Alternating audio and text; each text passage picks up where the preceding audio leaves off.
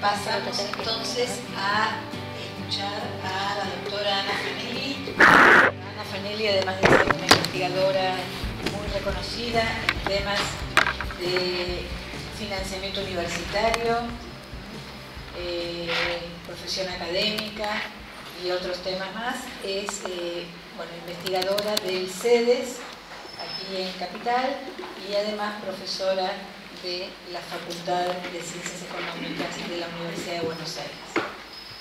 La propuesta de Ana va a poner foco dentro de todo este tema que estamos trabajando en las experiencias de contratos programas y el financiamiento de planes y proyectos y en qué medida para lograr eso aparece el tema de los indicadores, de algunas formas de poder asegurar los logros o el cumplimiento de los objetivos que los planes se proponen. Bueno, muchísimas gracias por esta invitación, por tener la oportunidad de estar acá con todos ustedes y también compartir esta mesa con María José. Como recién señaló Mónica, un poco el centro de mi exposición y también pensando o imaginando lo que iba a hablar María José y tratando de coordinar de algún modo esta exposición con lo que se planteó previamente. El centro de mi preocupación es exactamente un poco la pregunta que hiciste vos, digamos, para Patagonia Austral, respecto del financiamiento que puede apoyar esta planificación estratégica y esta búsqueda, ¿no es cierto?, de calidad.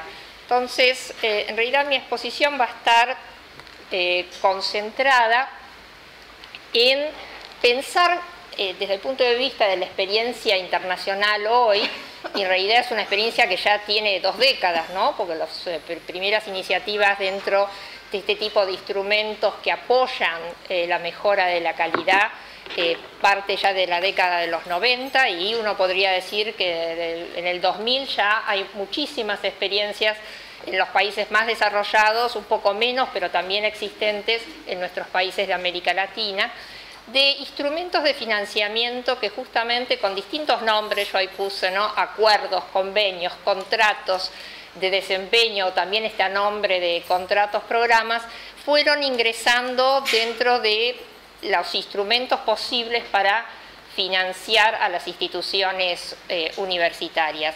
Voy a hacer una también breve mención a la experiencia argentina. Aquí hay sentados actores de esa experiencia argentina pasada, de contratos programa y de otras iniciativas también de mejora de la calidad ligada al financiamiento, y una reflexión final respecto de en qué medida, digamos, para poder implementar exitosamente este tipo de instrumento de financiamiento, es necesaria una tarea previa de tener en claro cuáles son justamente los objetivos estratégicos que cada universidad busca y que también el propio Estado, digamos, en términos de su propio plan de desarrollo nacional de las universidades, busca como prioridades centrales. O sea, el eje justamente va a estar puesto en ese sentido. Cuando miramos la experiencia internacional, hay ciertos rasgos que uno podría decir comunes a estas diversas experiencias, ¿no?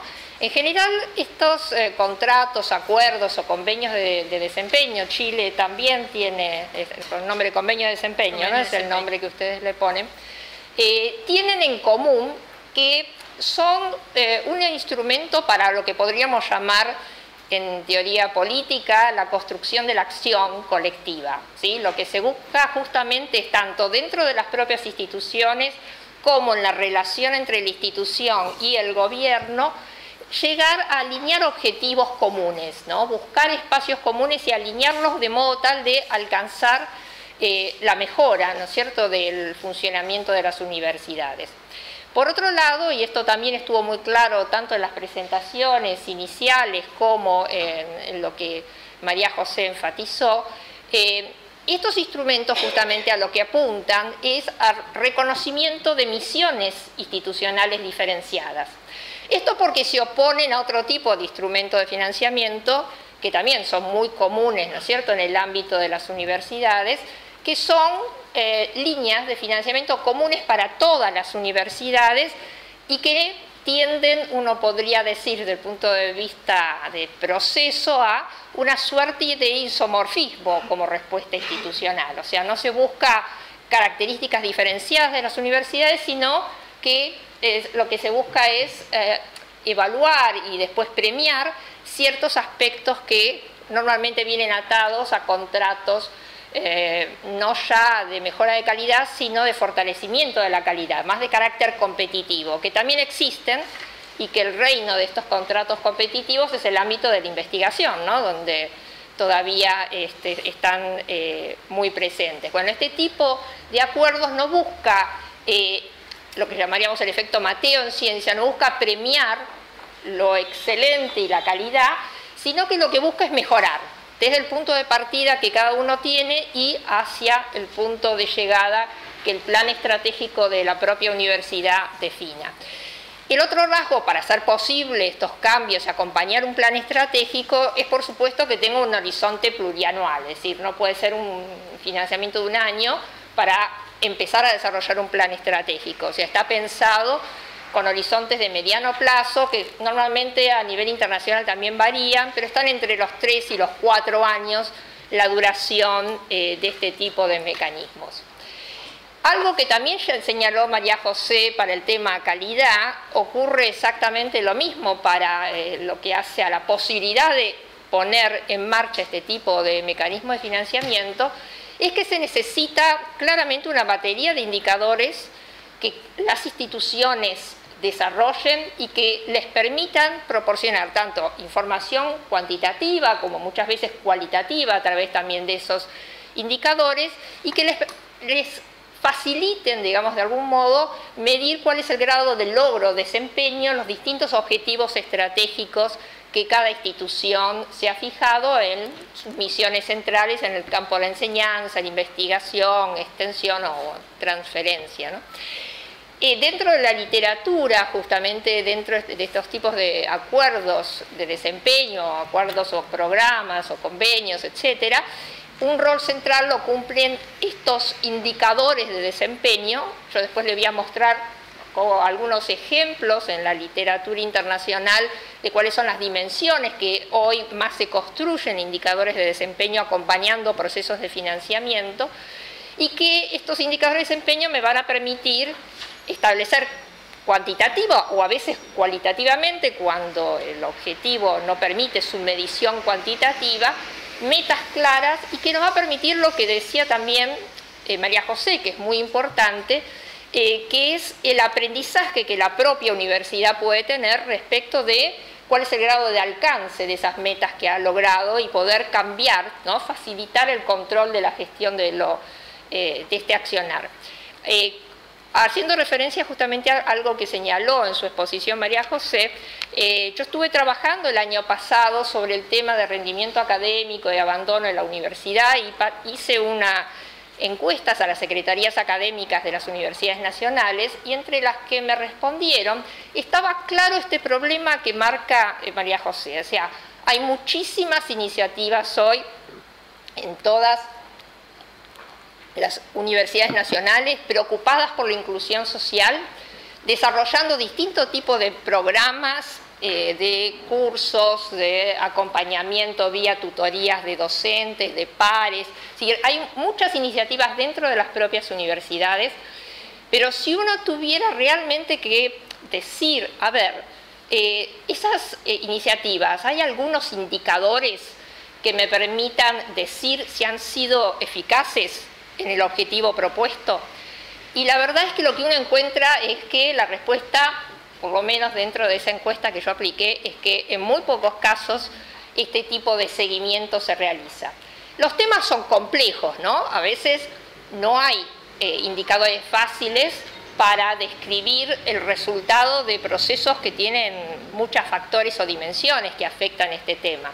Entonces, lo que termina ocurriendo en el campo de las universidades es que nuestra preocupación de la inclusión a veces se termina con la creación de un programa o de una oficina, sin medir adecuadamente si eso que se está haciendo, si los esfuerzos, los recursos de las personas, de los tiempos y del financiamiento son exitosos, al menos para ir mejorando con el tiempo. No ocurre en todos los casos, ¿no? Hay algunos casos que uno encuentra información interesante que permite hacer alguna identificación sobre la utilidad de estos procesos. Y en esto viene a cuento entonces el papel central que me parece que hoy deberían todas las universidades tener, una oficina de desarrollo institucional en el sentido que señala María José, que se encargue de recoger información, pero no recoger información de las variables, sino construir indicadores de desempeño, que ya implican orientar la construcción de esa medición hacia ver la eficacia del objetivo que se está persiguiendo.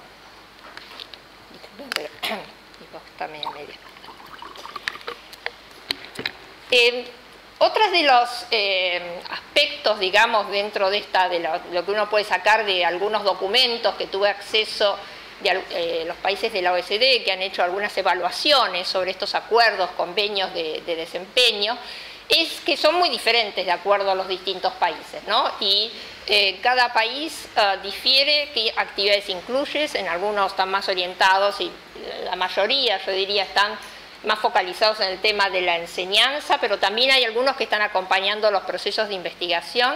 Yo voy a hacer referencia al caso argentino, a este también proceso de investigación como un mecanismo de mejoramiento. Es también muy variable la proporción del presupuesto total que se destina a las universidades destinada a este tipo de acuerdos, y en esto la experiencia que se observa de la lectura de la experiencia de la OECD en este punto es que muchos fondos no son adecuados y muy pocos tampoco, ¿no? Es un nivel intermedio que digamos, que las universidades consideren que esos fondos son interesantes como para hacer el esfuerzo, ¿no es cierto?, de desarrollar este plan estratégico, definir claramente objetivos, metas y demás, e indicadores para desarrollarlos. En general también difieren, y en esto les voy a mostrar algunos ejemplos ahora, los indicadores de desempeño utilizados, porque obviamente difieren tanto los intereses del lado de la política universitaria de cada uno de los países, ¿no es cierto?, cuáles son sus problemas a atender más importantes del campo nacional, y también los de las realidades de las distintas instituciones. Y por último, también está el tema de los ponderadores. A veces uno habla de los indicadores, pero cada indicador tiene una ponderación diferente, incluso dentro de la propia universidad, dependiendo de la misión de esa universidad y qué es lo que se quiere proponer. Y entonces, en función de eso, también va a ser un ejemplo diferente. Los países que hoy aplican mecanismos de acuerdos, contratos, programas son muchos. En el 2004, 2005, acá mismo desde la Secretaría de Políticas Universitarias, yo hice un estudio para una iniciativa que en ese momento se puso en marcha sobre contratos, programa, en donde estudié el caso de uno de los casos más antiguos, desarrollados y bien fundamentados, que es el caso francés, y el caso de la Comunidad de Cataluña, ¿no? Ambos que continúan y son de peso y muy interesantes en cuanto al grado de desarrollo de estos acuerdos o contratos programas. La sorpresa es que realmente en la primera década de los 2000 esto se ha diseminado en la mayoría de los países de Europa, sobresale a muchos estados de Alemania haciendo esto, Holanda, Finlandia, Dinamarca, también, bueno, Inglaterra, digamos, en algunos más focalizados en el campo de la investigación, y algunos estados dentro de los Estados Unidos, ¿no? Yo tomé como un ejemplo, para que ustedes vieran, el caso de Holanda, porque es interesante, porque es reciente y está ahora, digamos, puesto en marcha este contrato. Entonces, para mostrarles algunos pasos que hizo Holanda para alcanzar esto. En primer lugar, se como primera tarea que tuvieron que hacer las instituciones es que cada una de ellas desarrollara un plan estratégico. Y no había, digamos, ningún tipo, digamos, de esquema predeterminado de cómo tenía que cada una que elaborar su plan estratégico, sino que en general lo que se planteó como misión desde el gobierno era que lo que importaba para Holanda era mejorar el rendimiento académico, fortalecer los perfiles propios de enseñanza e investigación. Esto es un énfasis muy interesante que están adquiriendo todos estos acuerdos programa en Europa en este momento. Es decir, también lo que señaló y enfatizó María José, la idea de ellos es que las universidades no traten todas de ser iguales, sino que cada una reconozca cuáles son sus fortalezas y demás, y traten de desarrollar más esa misión para la cual se consideran apropiada, digamos, dentro del contexto del sistema universitario holandés. Y por el otro, también aumentar el impacto, si ahí sí el tema de investigación, sobre todo en la utilización de los productos de esa investigación. O sea, ver qué pasa con la investigación en el medio dentro del cual se encuentran. Si bien, y ahí viene un poco las restricciones más desde los gobiernos, ¿no? Porque estos acuerdos programa, si bien respetan cada institución su autonomía, su definición de su misión institucional y objetivos estratégicos, hay directivas muy globales y generales que los gobiernos establecen como para que todas presten atención a algunos aspectos claves, ¿no? Que cada una procesará de acuerdo, como les digo, a sus propias fortalezas y debilidades. Entonces, lo que plantea el caso de Holanda es que si bien cada uno diseñaba su plan estratégico, había un conjunto de 7 indicadores. Yo puse solo 5 porque los otros 2 son como muy locales, ¿no? O sea, habría que entender qué quieren decir dentro del contexto propio de Holanda, pero estos 5 sí lo entendemos bien desde nuestra propia realidad, que todas las universidades tenían que elaborar indicadores cuando presentaban su plan estratégico alrededor de estas 5 dimensiones. Uno, todos los indicadores que hacen a las tasas de abandono y graduación. Como verán, los europeos están preocupados por los mismos temas que nosotros, ¿sí? O sea, por ahí con diferencias en cuanto a magnitudes.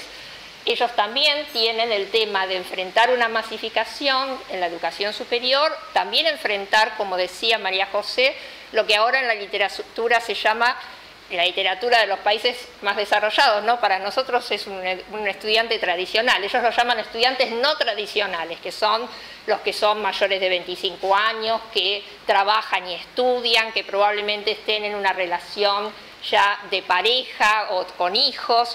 Bueno, estos son part-time, ¿no? Todo esto es el combo no tradicional para estos países, que para América Latina está más cerca del estudiante ya tradicional. Entonces, ellos se enfrentan con una situación también de niveles de abandono muy importantes, tasas de graduación no las deseables y sobre todo a veces un alargamiento fuerte de los tiempos en la graduación.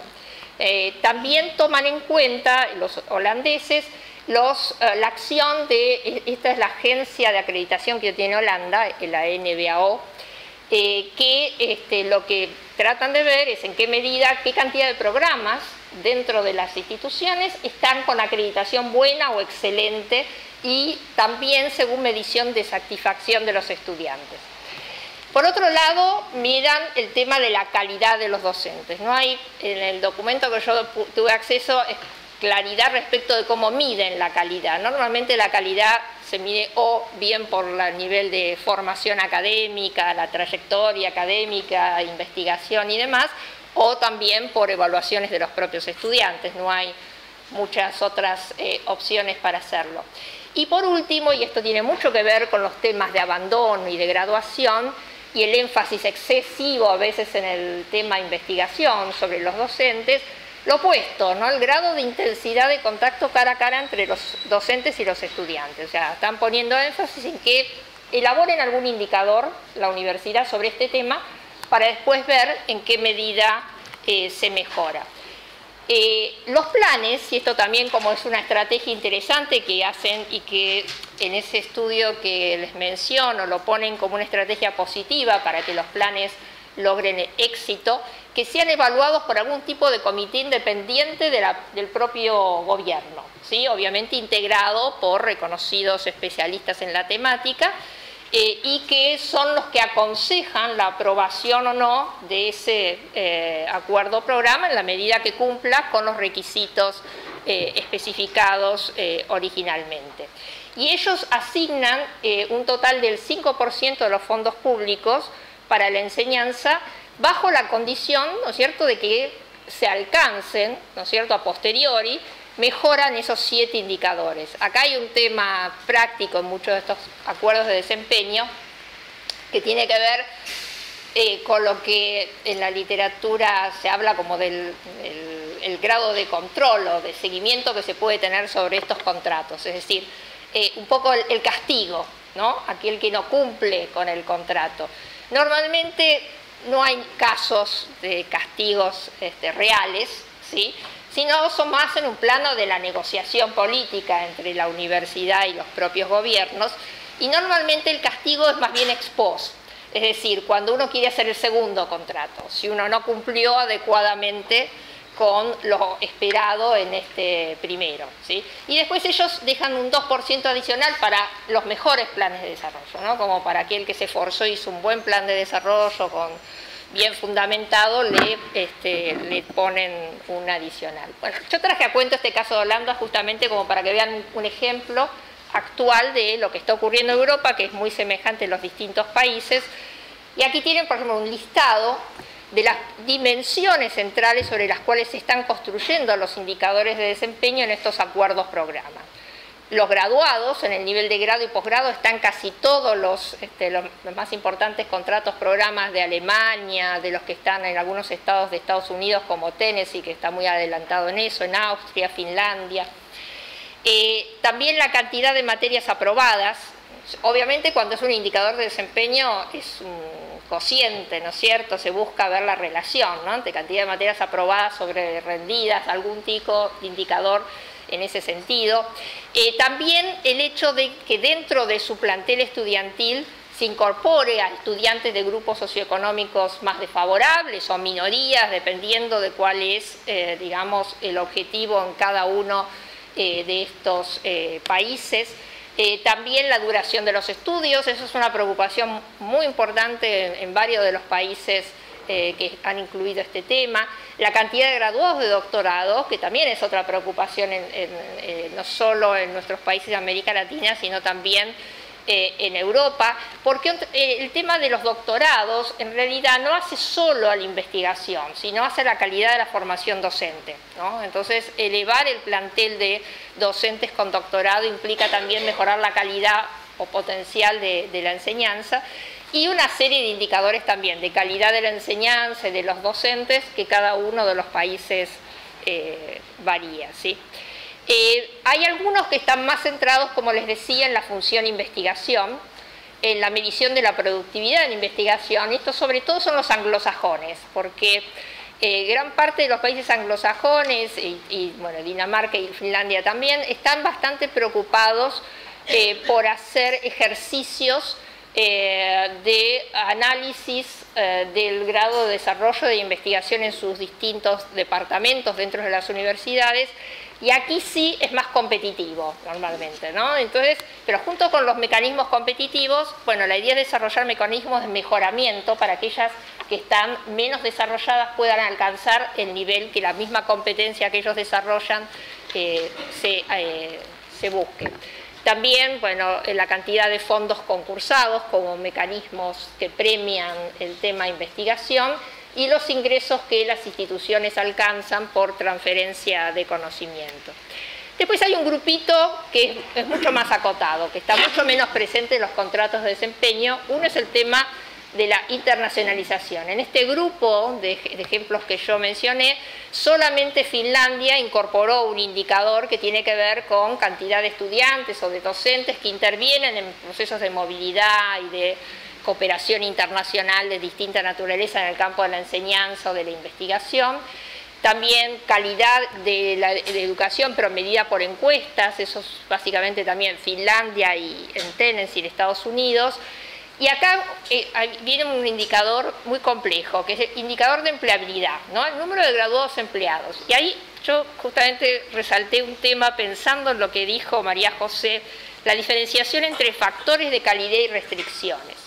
Yo creo que justamente hay uno de los problemas a veces de los indicadores de desempeño, es cómo de definir indicadores que tengan que ver con lo que María José llama los factores de calidad, es decir, aquellos que son posibles de afectar desde la política universitaria de cada institución. Y el tema del empleo es un factor que no necesariamente está totalmente desde el lado de la propia universidad, sino que tiene mucho que ver con las condiciones propias del funcionamiento del mercado laboral y con los cambios también que sabemos que todos nuestros países experimentan ante distintos ciclos de la economía. Sin embargo, hay un área ahí nebulosa en el medio. Para mí el tema de la empleabilidad es un factor intermedio entre un factor de calidad y una restricción.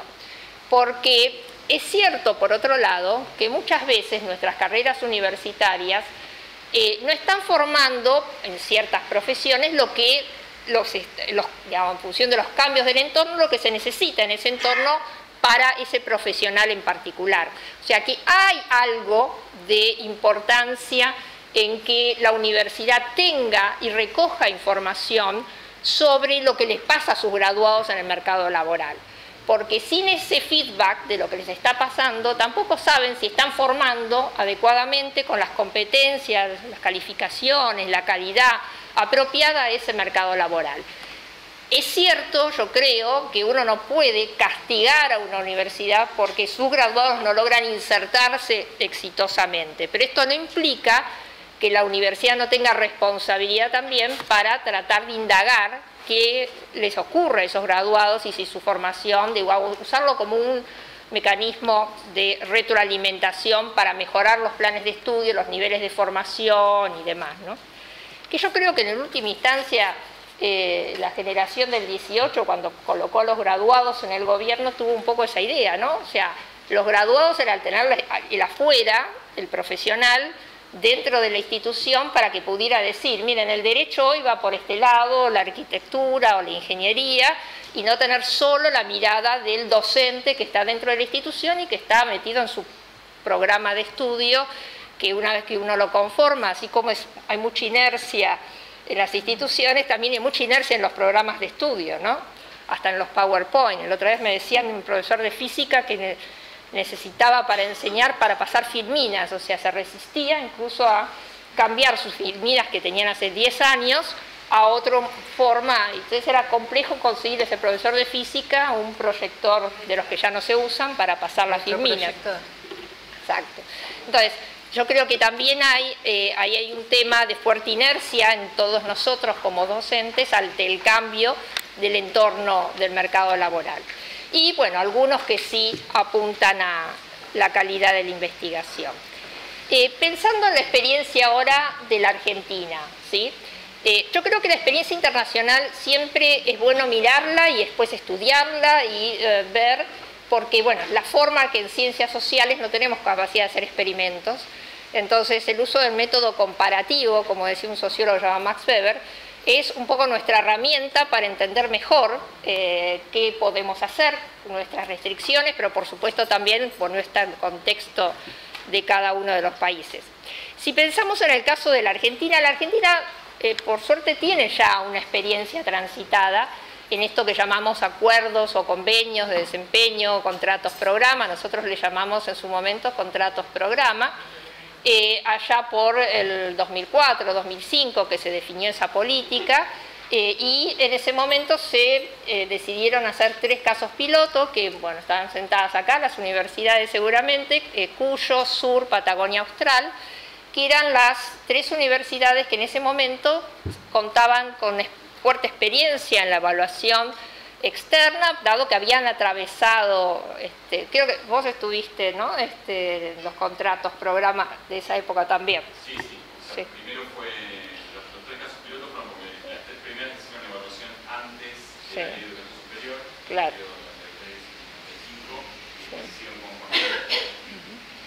Bueno, esos contratos programa tuvieron una duración de 3 años, no esos 3 años que están ahí, porque por atrasos después de las transferencias de fondos y demás, sé que se fueron alargando en el tiempo, pero es una experiencia que hay que recoger, revisar, analizar. Hay algunas evaluaciones que se han hecho de esas experiencias. Son evaluaciones que apuntan más a una evaluación más cualitativa y genérica y a partir de entrevistas a los actores, ¿no? Ahí nos faltaría complementar esa evaluación con indicadores, ahí sí con indicadores de desempeño, ¿no? O sea, a ver qué se propuso hacer la universidad y qué alcanzó. Y esto con fin justamente de aprender de las dificultades, de los problemas que tuvo esta primera experiencia. Hay otra experiencia muy interesante que está todavía en marcha, digamos que estuvo en toda esta década, los programas de mejoramiento de la enseñanza, de la calidad. Yo tuve la oportunidad como investigadora de analizar el PROMEI 1 y el 2 y realmente la experiencia, nuevamente a partir de lo que dicen los actores y de cómo les fue después en los procesos de acreditación en su siguiente etapa, fue muy positiva. Otra vez, no hubo, o sea, por lo menos no hubo acceso a claros indicadores de desempeño respecto de en qué medida se alcanzaron esos objetivos específicos con esos programas de mejoramiento. O sea, creo que necesitamos también mirarlos nuevamente y mirar el grado en que se han logrado los objetivos determinados y que tengan indicadores que nos den cuenta de esto. Y finalmente la última experiencia, de la cual de algún modo soy partícipe porque fui parte del consejo asesor que tiene el programa de evaluación institucional que tiene el MinSIT, es una experiencia muy interesante que consiste justamente, o sea, son lo que llamaríamos acuerdos o convenios de desempeño, pero lo que suponen es que las universidades tienen que plantearse, primeramente hacer una autoevaluación institucional de la función investigación exclusivamente, acompañadas por técnicos del propio MinSIT, que además aportan fondos para que hagan esa autoevaluación. Hay una evaluación externa que sigue a ese proceso de autoevaluación y quizás digamos, lo más interesante de todo esto es el diseño de un plan de mejoramiento. Ahora, lo que es claro es que los mejores planes de mejoramiento son aquellos que claramente hay un plan estratégico detrás para la función investigación. Porque si uno no tiene un plan estratégico para la función investigación, no sabe cuáles son las prioridades, las áreas de vacancia, los recursos que necesita para alcanzar esas áreas de vacancia. Entonces, un poco el tema central de esta experiencia es que justamente es el plan estratégico, en este caso de la función de investigación, es crucial para poder después definir más con claridad qué se requiere. Lo que el MinSIT da es fondos después para realizar ese plan de mejoramiento, acompañando con fondos, obviamente, eso siempre, en toda esta literatura, siempre hay algo de lo que en inglés se llama los matching funds, ¿no? Los fondos de contrapartida, que implican que la universidad se comprometa también, ¿no? Que no sea solo fondos del Estado, sino también, siempre son fondos del Estado, pero asignados por las propias universidades para que le den cierta institucionalidad después a la política.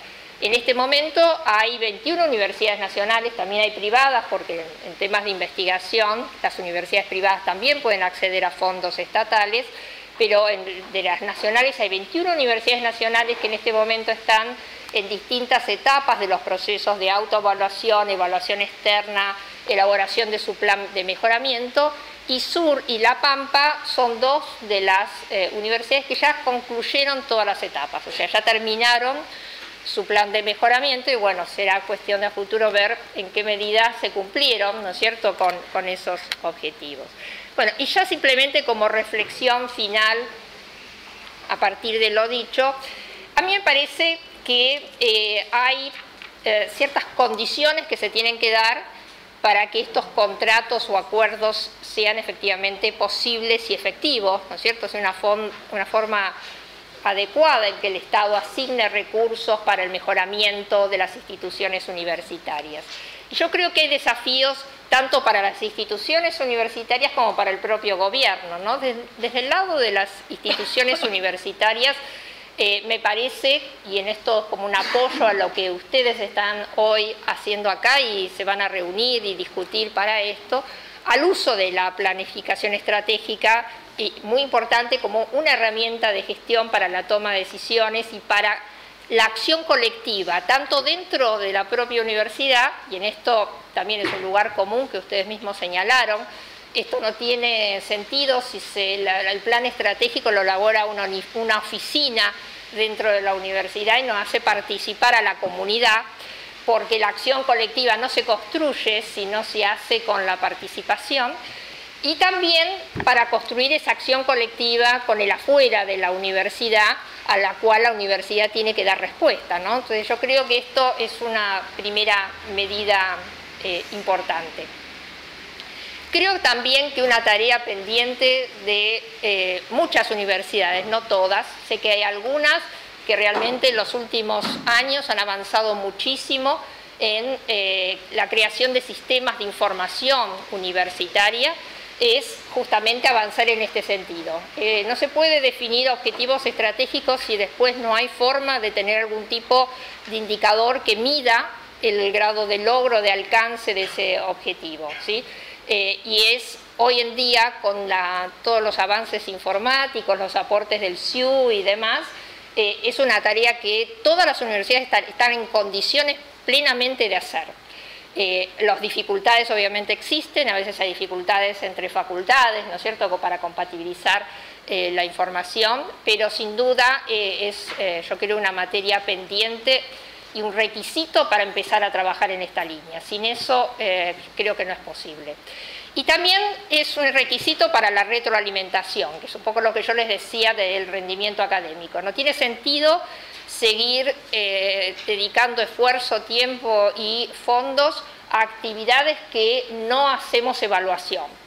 Evaluación de impacto propia como para retroalimentar, ver lo que está mal, lo mismo en ese sentido es lo que señaló María José antes.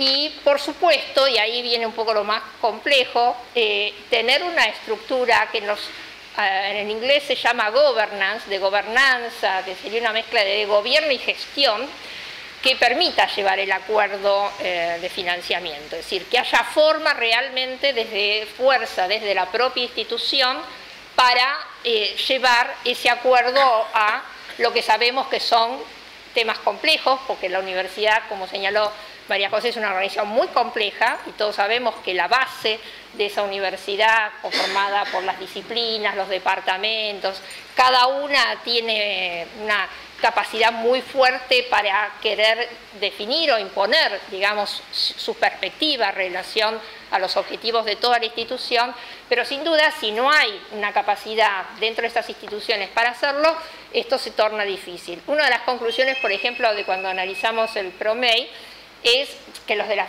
facultades de ingeniería nos decían, bueno, esto es una posibilidad que tenemos nosotros de plantearnos objetivos de cambio y de mejora que si no fueran, digamos, si no estuvieran dirigidos a la institución, a la facultad como tal, sería imposible de alcanzar cuando lo discutimos en los consejos superiores, donde ingeniería no tiene tanto peso porque tiene menos número, ¿no? Acá es la ley del mayor número, ¿no es cierto?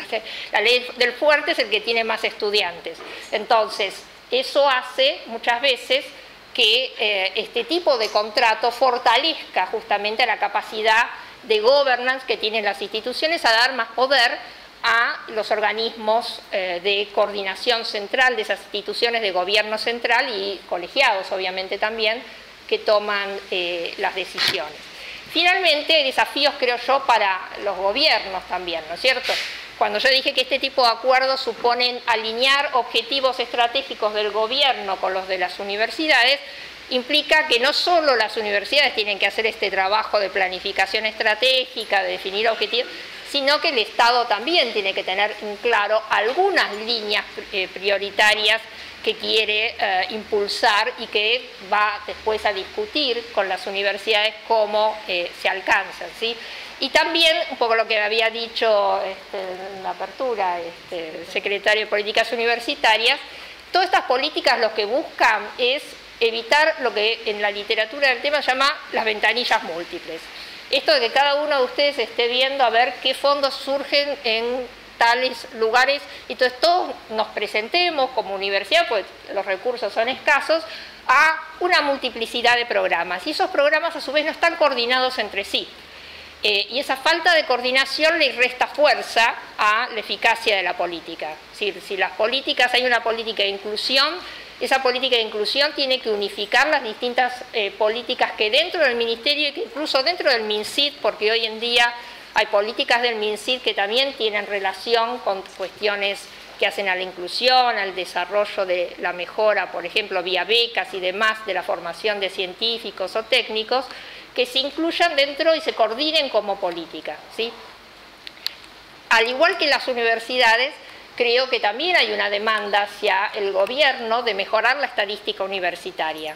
Como usuaria de investigación del tema, realmente, y hace poco hice un artículo sobre esta temática comparándonos el caso de la Argentina con lo que ocurre en Chile, en México, en Colombia, en Brasil, y la verdad es que nos hemos atrasado muchísimo, tanto en la forma de producción de información como en la presentación de información. Hoy la presentación de la información en los distintos portales que uno visita de estos países es normalmente interactiva. Uno pregunta en México docentes de tiempo completo en las universidades privadas y salen números y les dice, bueno, ¿y qué proporción hay con doctorados? ¿Sí? O en el caso de Chile o Colombia, que tienen portales de empleo excelentes donde dan cuenta de lo que le pasa a sus graduados, o por lo menos a un grupo de carreras relevantes, ¿sí? Todo esto es información sin la cual una planificación estratégica tampoco va a poder llegar a buen puerto si no existe esa capacidad también nuestra desde el propio Ministerio de generar este tipo de información. Y por último, también desde el lado del Ministerio, creo que tiene que tener una fuerte capacidad de monitoreo de las políticas que desarrolla. Porque lo mismo que pasa con las universidades pasa en el propio gobierno. Es decir, las políticas se lanzan, pero muy raramente uno encuentra una evaluación de impacto de esa política como para no castigar, sino mejorar. Digo, si uno hace algo y eso no tiene eficacia, la tiene que cambiar y diseñar características nuevas para el diseño de esa política. Entonces, me parece en última instancia que tanto las universidades como el gobierno tienen un rol central en focalizarse a que a futuro este tipo de mecanismos de financiamiento que contribuyen a la mejora de la calidad, es decir, que no buscan castigar a lo que está mal, sino al revés, ayudar a lo que está débil para fortalecerlo, logren un cauce apropiado, ¿no? O sea, hay mucho que trabajar desde el lado de las universidades y de los gobiernos como síntesis para que me parece esto sea posible. Bueno, esto es todo y muchas gracias.